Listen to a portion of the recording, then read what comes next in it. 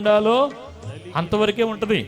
నువ్వు కావాలనేది ఎక్కువ చేసుకోవాలనుకున్నంత మాత్రాన ఎక్కువ అవ్వదు, అనుకున్నంత మాత్రాన తక్కువ అవ్వదు. ఎంత కావాలో అంత దేవుడు ఐశ్వర్యాన్ని నీకు ఇస్తాడా? ఇవ్వడా? ఖచ్చితంగా ఇస్తాడు. రెండు చేతులు పైగా దేవునికి స్తోత్రం చెబుదాం, హల్లెలూయా.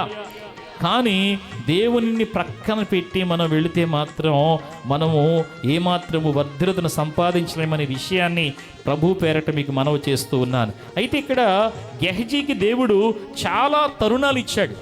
ఎందుకంటే అతడు చాలా కాలం ఎవరి దగ్గర ఉన్నాడు? ఎలీషా దగ్గర ఉన్నాడు. అతడికి దేవుడు చాలా చాలా చాలా తరుణాలు ఇచ్చాడు. అతడు మారటానికి చాలా అవకాశాలు ఇచ్చాడు.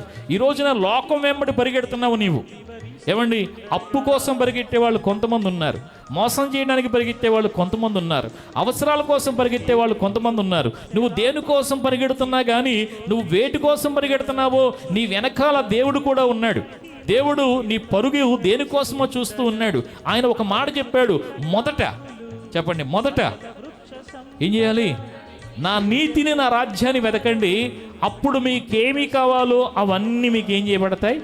అనుగ్రహించబడతాయి. హల్లెలూయా.